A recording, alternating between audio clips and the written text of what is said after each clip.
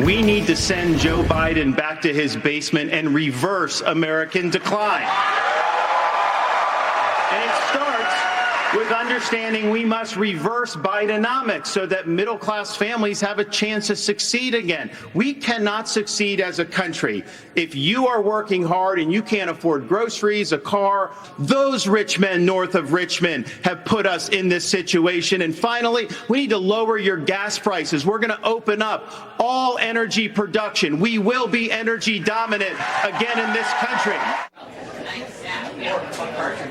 There you go. Governor Ron DeSantis kicking off last night's debate, ripping into President Biden's policies and talking a little bit of music and also knew some of the lyrics.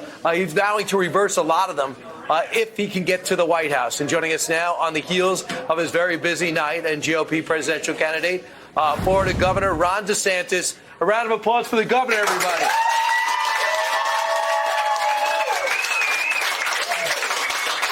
Governor, first off, can I just say, I haven't seen you in a few months. You were in good shape then. You are really in game shape now. Is that part of the athletic training of yours? Well, you know, we have kids at home, 6, 5, and 3. So just chasing after them, I think my wife and I has found has been a lot. You know, when you had the 2, it was the man-to-man defense. Now we're in the zone defense. The zone? And our 3-year-old is very mobile, very opinionated. She has a mind of her own. So we have fun with it, but it's a lot of work. Rocky 2, they used a chicken to give Rocky speed. You use children. That's right. A little bit different.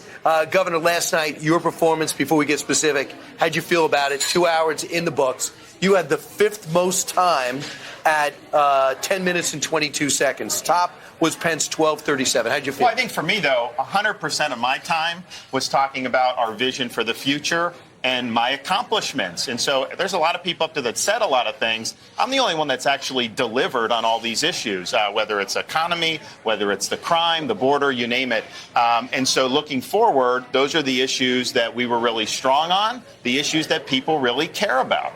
You did not get attacked as much as I thought you would. Vivek seemed to have gotten under a lot of people's skin. What did you notice, and how do you feel about Vivek's comments and policies and reaction? Well, look, there was a kind of a lot of cross chatter that was going on. And, you know, my thing is like, look, we're auditioning to be the president of the United States. You know, I'm not here to get in a food fight. If someone came after me, I was ready to go, loaded for bear. We were going to respond and put that to bed. You know, I was more interested in talking directly to the people at home rather than kind of some of the bickering that was back and forth. So there was a lot that was going on. And, you know, my thing is just like, OK, that's fine. But let's focus on the issues that matter. Well, one thing that does matter is the border. I just mentioned to you in New York, 3,000 a week, over 100,000 through, 204 facilities, all taxpayer dollars. When you were asked about how you would enforce the border, here's what you said. The cartels are killing tens of thousands of our fellow citizens. You want to talk about a country in decline? You have the cartels controlling a lot of part of your southern border. We have to reestablish the rule of law, and we have to defend our people. So when they're coming across, yes, we're going to use lethal force. Yes, we reserve the right to operate. How many more tens of thousands are we going to let to die? So when President Trump said, you know, I thought about maybe sending blowing up the cartels or attacking them, so you can't do that to another nation. Is that what you're saying? That if you know where they are, we'll take them out? They are invading our country and killing our people. You as commander-in-chief have a responsibility to fight back and to defend the people of this country.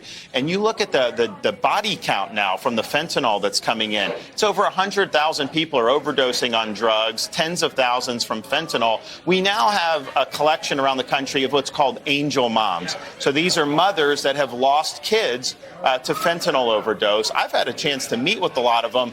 You know, these are kids that may take like a Xanax or something. Or not Ritalin to focus in school. Yes. You don't endorse and then you end up, exactly. I mean, but here's the thing.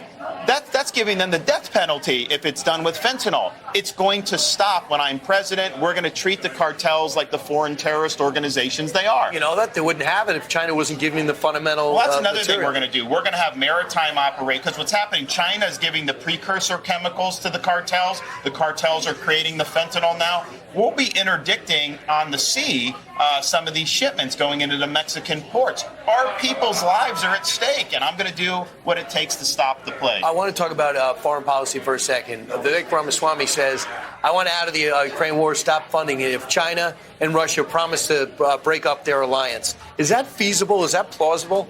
No, you can't just tell Russia and China to do that. I mean, they're going to do it. I think the longer this goes on, I think it benefits China because it depletes the West and it makes Russia more subservient to China. I do think China, by far, is our number one. Do you see how they're connected, though? Do you see how Russia and China? Here's what I think. I think what we need to focus on is what does Xi Jinping really care about? He wants to know what kind of hard power he's going to face in the Pacific. And we don't have adequate amount of hard power. Part of the problem is Biden. He views China as a client, not as an adversary. And so we need to surge more resources there. So under my administration, our defense posture will be the Indo-Pacific will be the primary. Europe's going to have to do more in Europe. We'll work with them. They're allies. But we don't have adequate resources to be able to provide worldwide security. We have to face that fact, and we have to do what we take to deter the China threat. Only 3% of our GDP to hurt our number one or number two enemy in the world with Ukraine fighting. It seems like a good deal for the U.S. Well, 3% of GDP is our total. No, 3% of the defense budget. Well, but here's the thing, Brian. I think this is why people are frustrated. You're ignoring problems at home while you're doing that. They are ignoring our own border. That's a bad leader. Exactly. But we have got to take care of our people. That's the priority, and you've got to get that done. And the crime in the cities, the border, all these problems are being ignored by these elites in D.C.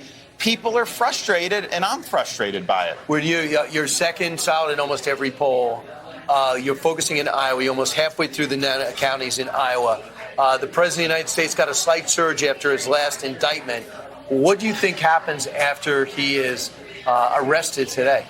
I don't know. I think that we're in a unique situation with all these cases. Hopefully there's no more, and we can just focus on the issues. I think we're just going to continue to be making progress in these early states. I think it's going to be really positive for us, but you got to earn it. You've got to go out there and work hard to do it.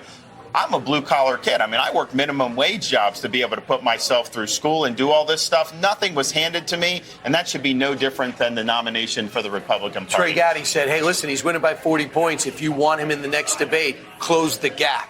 How do you plan on doing that? Well, first of all, he's not winning by that much in Iowa and some of these early states. But I think he made a mistake not debating. I think Republican voters expect you to show up and make the case. They don't think anybody's entitled to any of this. And so I think it's in his interest to debate the next time. I can tell you I'll be there, and we're happy to discuss all these important issues. But ultimately, it's not about my issues. It's not about some of these past things. It's about the country's future. And that's got to be the sole focus. And if we as Republicans are focused on that, holding Biden accountable, we are going to win. If we litigate the whole issue about what happened on January 6th or all these, which is what the media and the Dems want, then Biden's going to be in his basement again, and he's going to get away with it. Here's where you and I have similar occupations. If the news is about you, they say you're not doing a good job. And you want to go and govern, but they're also saying to you, hey, Governor, tell people about yourself. Is that tough for you?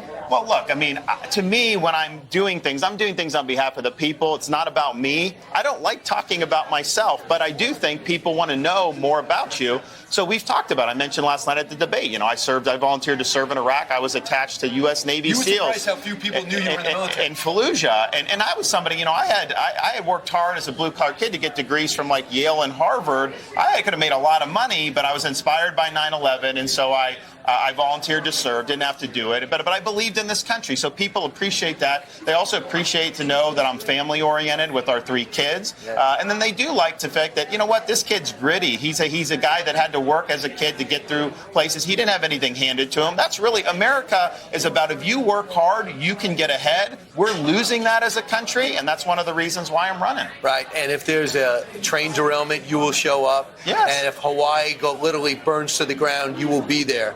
Unlike our current president. And to say no comment when people are suffering like that while you're on the beach, that was disgraceful. Governor, it's always great to see you. Yeah. And I'll talk to you on radio. Yeah. All right, top of the hour. Governor Ron DeSantis, everybody.